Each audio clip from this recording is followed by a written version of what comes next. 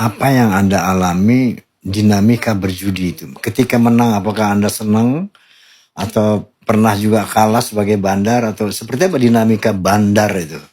Kalau bandar kami bermain di atas sistem, berdiri di belakang sistem, jadi nggak bisa kalah. Nggak ada istilah Tidur kalah. juga masuk uangnya.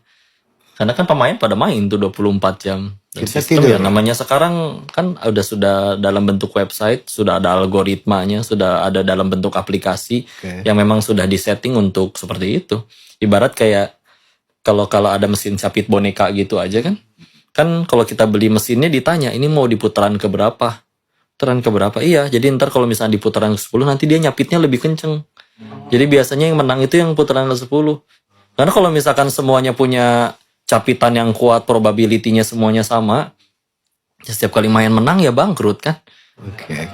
Udah gitu kan secara akalnya, nalarnya orang yang bikin website judi, bikin perjudian itu kan dia manusia juga. Punya nafsu, punya keserakahan, punya keinginan.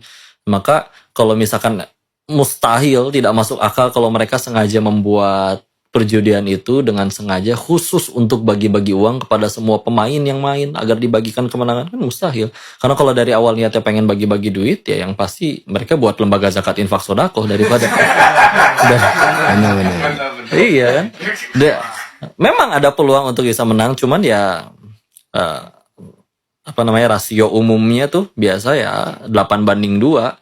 Jadi dari 10 main, 8 kalah, 2 menang. Cuman salah satu sifat buruknya manusia itu kan, saya pasti si 2 orang tersebut. Ya. Jadinya ya mereka tetap aja pengen main. Jadi jebakan Batman-nya di situ ya. Batman-nya di situ. Dikasih 2 itu. Kalau nggak ada yang 2 itu mungkin orang nggak mau main.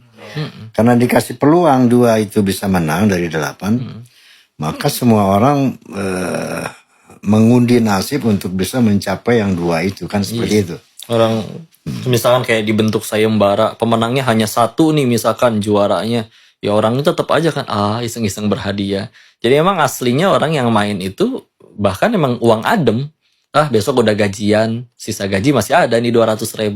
Cemplungin emang ini emang harus habis kok, dan ada peluang untuk 200.000 ini bisa jadi belasan juta atau gimana. Why not? Nyemplung. Tapi kan dari sekian banyak orang. Oke. Dan ketika ada yang menang pun kan ada yang si kalah tadi.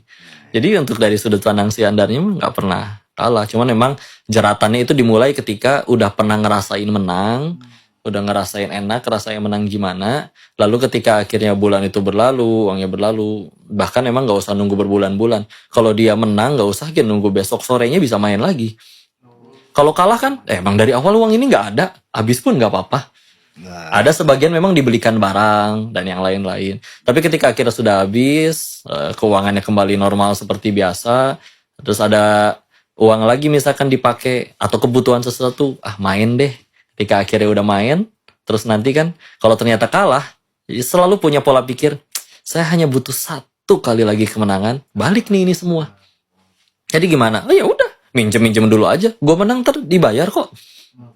Ketika udah minum, masih kalah lagi, tinggal cari pinjaman lagi yang lebih gede, karena hanya butuh 1 kali kemenangan untuk bisa kebalik semua. Kalah 1 juta, tinggal main 2 juta. Kalah 2 juta, tinggal main 4 juta. Kalah 4 juta, tinggal main 8 juta. Gitu aja terus. Tapi ketika udah sampai seperti itu, sampai nih, kalah misalkan 8 juta. Gaji padahal sebulan cuma 3 juta. Dari mana lagi saya bisa dapat uang cepat 8 juta selain dari judi itu? Makanya pasti hanya 1 kali kemenangan, berani minjem, berani segala macam.